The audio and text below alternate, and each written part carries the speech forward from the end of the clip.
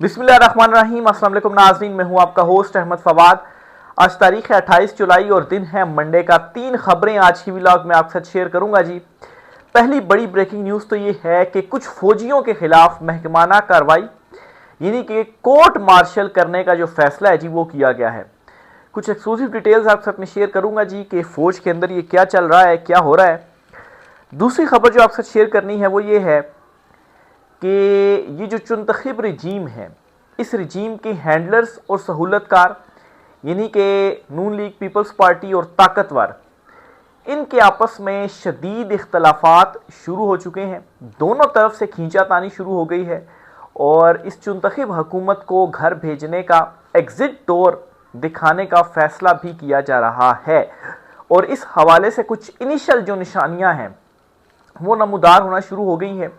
कुछ मीटिंग्स भी हो रही हैं सियासी जमातों की, नून लीग, पीपल्स पार्टी की। इनके अंदर क्या चल रहा है, इनके अंदर क्यों ये कहा जा रहा है जी कि ये हमेशा धोखा देते हैं और यकदम से ये पलटी मारते हैं। कुछ एक्सक्लूसिव डिटेल्स आपके साथ शेयर करूंगा जी।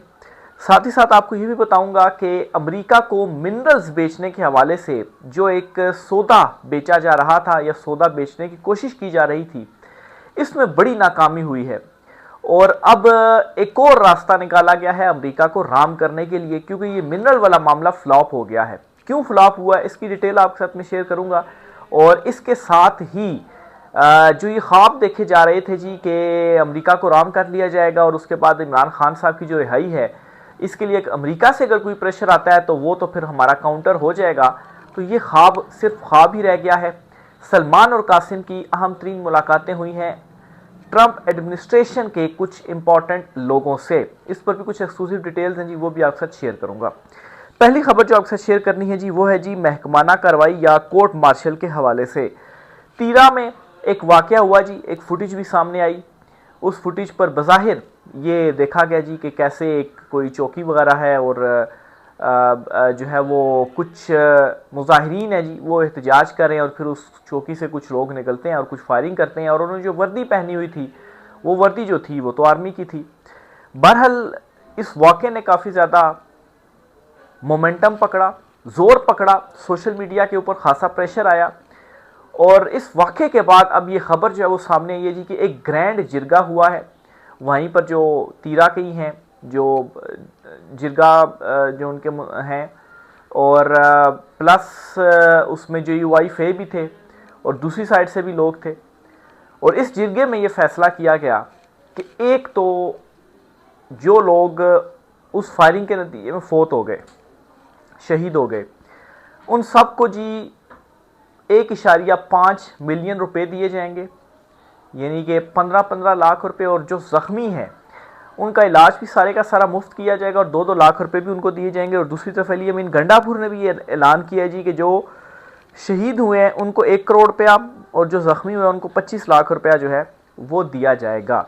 ये उसमें फैसला हुआ जी। और साथ में उसमें यह भी कहा गया जी कि जिन एहलकारों की जानिब से ये फायर किया गया उनके खिलाफ महकमाना कार्रवाई यानी कि जो कोर्ट मार्शल है वो किया जाएगा। तो ये उसके अंदर फैसला किया गया और फिर उसके बाद ये जो मामला है ये सॉल्व किया गया। लेकिन खैर उसके बाद भी कुछ फुटेजेस सामने आ रही हैं कि जो मकामी लोग हैं वो शदीद गुस्से में हैं और वहाँ पर कुछ जो तोड़ फोड़ है उसके मनाजिर भी उस फुटेज में देखे जा रहे हैं। तो बहरहाल जी ये एक कल परसों 2 रोज़ से जो है ये मामला काफ़ी ज़्यादा सोशल मीडिया के ऊपर ख़ास तौर पर जो है वो इसके ऊपर सवालात या तनकीद की ज़द में थे। तो उसका एंड रिज़ल्ट जो है या एंड फैसला मसला हल करने के लिए वो ये चीज़ें तय हुई हैं। लेकिन दूसरी तरफ लोग जो हैं वो उनके जो गुस्सा है वो ठंडा नहीं हुआ। ज़ाहिर सी बात है तकरीबन कोई 7 या 8 लोगों के बारे में बताया जा रहा है कि वो शहीद हो गए हैं और कोई 20 या 17 के करीब फिगर आ रही थी कि ये लोग ज़ख्मी हुए हैं। तो ये वहाँ के वाक़े की कुछ जो है वो अपडेट हुई है जी। दूसरी खबर जो आपसे शेयर करनी है वो ये है कि ताकतवरों के दरमियान, नून लीग और पीपल्स पार्टी के दरमियान सब अच्छा नहीं है, खींचातानी भी शुरू हो गई है। कुछ इशारे बताऊंगा आपको जो मिल रहे हैं और दोनों तरफ से ये खींचातानी हो रही है। पहले तो आपको बताता हूँ जी कि नून लीग और पीपल्स पार्टी इनके अंदर डिस्कस किया हो रहा है मुख्तलिफ मीटिंग्स में। ये कह रहे हैं जी कि हमारी मुस्तकबिल की जो सियासत है वो दफन हो गई है और जो मौजूदा भी हम इस रजीम का हिस्सा भी हैं, हुकूमत में भी हैं, तो हमारे हाथ में तो कुछ नहीं है, सब कुछ ताकतवर ही कंट्रोल कर रहे हैं। और आहिस्ता आहिस्ता वो अपनी ग्रिप भी इस सिस्टम के ऊपर फैलाते जा रहे हैं, हमारे पास इख्तियारात भी कम होते जा रहे हैं। और फिर साथ में ये भी कहा जा रहा है जी कि ये हिस्ट्री रही है कि जो ताकतवर है ना, ये हमेशा पलटी मारते हैं और यकदम चेंज होते हैं। नवाज शरीफ को भी 2 मरतबा निकाला गया, आसिफ जरदारी भी दुबई रहे बड़ा टाइम, जब उन्होंने कहा था जी कि ईंट से ईंट बजा दी जाएगी। लेकिन फिर उसके बाद नवाज शरीफ को 2 मरतबा निकालने के बाद फिर उसके बावजूद जो स्पेस थी वो दोबारा से इन्हीं की जानिब से जो है वो बढ़ाएगी। और फिर जिस तरह से प्रेशर आ रहा है अवामी सतह पर भी, इंटरनेशनल सतह पर भी, तो इमरान खान अगर बाहर आ गया तो ये तो सारे का सारा मलबा हमारे ऊपर डाल देंगे और हम तो मारे जाएंगे। और हम तो इक़्तिदार में भी इसीलिए बैठे हैं कि ये हमारे सरों पर है, नहीं तो अवाम में इस वक्त हमारे लिए जो नफ़रत है, ख़ास तौर पर जो हमारी नेक्स्ट जनरेशन की, क्योंकि यहाँ पर तो यही है ना, नवाज शरीफ के बाद उसका भाई, फिर उसके बाद उसकी बेटी, तो मरियम नवाज और बिलावल जरदारी, ये पीपल्स पार्टी और नून लीग कहते हैं जी कि ये इनकी फ्यूचर पॉलिटिक्स है। तो ये तो इनकी पॉलिटिक्स तो दफन हो गई है। मुस्तकबिल में अवाम के अभी के जज्बात देखें तो उनकी जो नफ़रत है वो बढ़ती जा रही है। एक तो ये इनकी पार्टी के अंदर जो चीज़ें हैं जी वो डिस्कस हो रही हैं।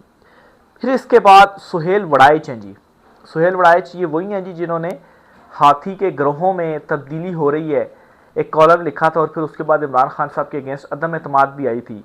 तो ये एक कॉलम लिखते हैं, उस कॉलम का एक पार्ट जो है वो मैं आपको सुनाता हूँ जी। इसमें भी ये इशारा दे दिया गया है इस चुनतखीब की तब्दीली का, शहबाज हुकूमत की तब्दीली का। कैसे जी?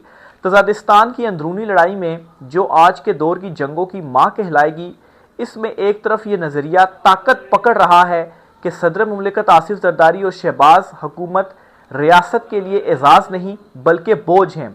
इस नज़रिए के हामी हलकों ने जरदारी और शहबाज हुकूमत की गलतियों, कोताहियों और नाकामियों की एक बाकायदा चार्जशीट बना रखी है, और कभी ना कभी इस नज़रिए के हामियों की ज़ुबान पर यह आ भी जाता है कि जब तक रियासत से ये सियासी बोझ उतारा नहीं जाता, इस वक्त तक रियासत खुशहाली और तरक्की की तरफ सफ़र नहीं कर सकती। तो ये सुहेल वड़ाइच की जानिब से लिखा गया। अब इस चीज़ का क्या मतलब है? इस चीज़ का मतलब ये है जी कि फ़ैसला ये किया जा रहा है कि ये बोझ उतार कर फेंक दिया जाए, और जब ये बोझ उतार कर फेंक दिया जाएगा, पब्लिक में ये बताया जाएगा जी कि ये तो सारे का सारा इनका गंद किया हुआ था, हम तो तरक्की और खुशहाली की राह के ऊपर मुल्क को लेकर जाएंगे, और सारे का सारा मलबा इनके ऊपर डालकर तो इनको अवाम के रहमो करम पर छोड़ दिया जाए, अवाम खुद ही इनके साथ जाने बुझे मलबा इनके ऊपर डाल दिया जाएगा, और अपनी एक गुड इमेज अवाम में बनाई जाएगी, और इनको जो है वो बैड कॉप करके दिखाया जाएगा।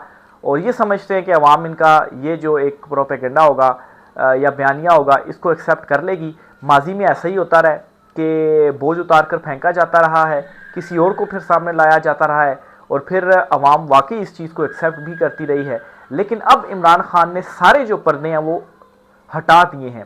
अब ऐसा नहीं होगा, अब ये बोझ उतार कर फेंक दिया जाएगा। इनके लिए अवाम के दिलों में जो नफ़रत है वो तो है ही है, लेकिन उसके बाद अगर इस बयानिए को एक्सेप्ट कर लिया जाएगा तो ये भी गलत फहमी है। लेकिन ये मामलात जो हैं वो अब चल रहे हैं, ये सुहेल वड़ाइच भी लिख रहे हैं।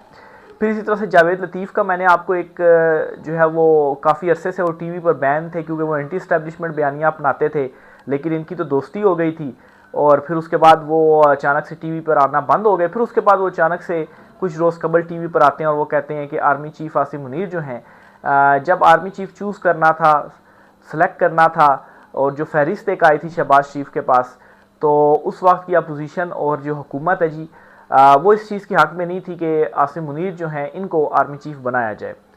लेकिन फिर इन्हीं को आर्मी चीफ जो है वो बनाया गया, और फिर वो फहरिस्त वापस जाने की कहानी, और वापस आने के बाद फिर आसिम मुनीर जो हैं उनका नाम उसके अंदर डाला गया, और फिर उसके बाद अब तो जो है वो आर्मी चीफ ही हैं।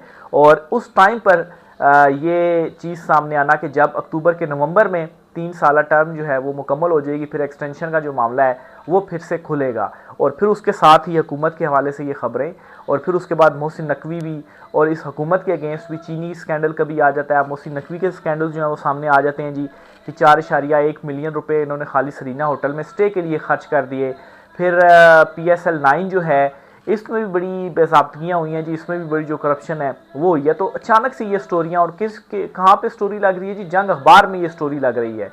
तो जंग अखबार में स्टोरी लगने का मतलब यही है कि कुछ ना कुछ जो है वो इनके दरमियान गड़बड़ ज़रूर है। तो ये बहुत वाज़े इशारे हैं, और सोहेल वड़ाइश ने तो बड़ा वाज़े लिख दिया। फिर साद रफ़ीक देखें जी दबे लफ्ज़ों में क्या कहते हैं। वो कहते हैं सियासी कायदीन, आला अस्करियों, अदालती शख्सियात और सहाफ़ती सरखेलों के नाम तू इधर उधर की बात ना कर, ये बता काफिला क्यों लुटा, मुझे रहजनों से गिला नहीं, तेरी रहबरी का सवाल है। तो यानी कि इस चुतखिब रजीम के जो रहबर हैं उनके ऊपर ख्वाजा साद रफ़ीक की जानिब से जो सवाल है जी वो उठाया गया है। रहबर कौन है चुतखिब रजीम के, ये सबको मालूम है। तो दोनों तरफ से ये जो खींचातानी है वो शुरू हो चुकी है।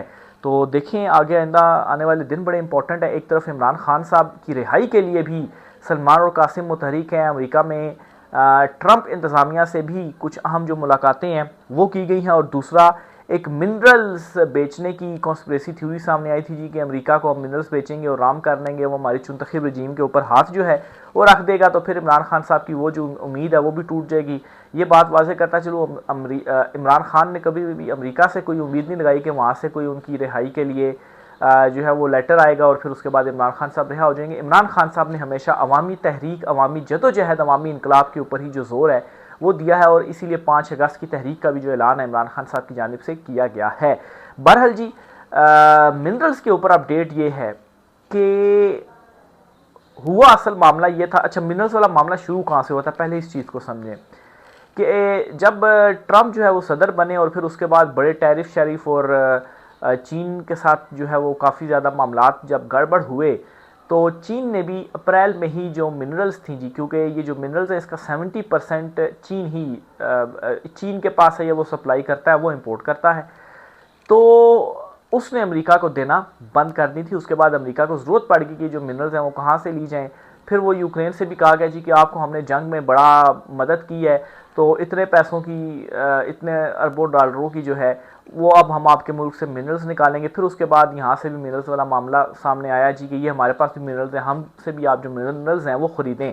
लेकिन अब जी ये खबर आ रही है कि चीन ने वो जो बैन है जी वो हटा दिया और वो दोबारा से अमेरिका को जो मिनरल्स है वो देगा। अब सवाल यह है कि अगर अमेरिका की वहाँ से ज़रूरत पूरी हो जाएगी तो फिर क्या मिनरल्स के हवाले से हमारी कोई ज़रूरत पड़ेगी, क्योंकि अभी तो यहाँ पर अंदाजे लगाए जाने हैं, मज़ीद टीमें आनी हैं। बेशक ये अंदाज़ा लगाया गया है जी कि वाकई मिनरल्स हैं काफ़ी बड़ी तादाद में, लेकिन उसके बावजूद भी जब एक मामला तय होते हैं तो दोबारा से अंदाजे लगाए जाएंगे, उसमें बड़ा टाइम लगेगा, उसमें कई साल लगते हैं, 10-10 साल लग जाते हैं कि इतनी बड़ी तादाद में जो मिनरल्स हैं जी वो फिर आप निकालेंगे।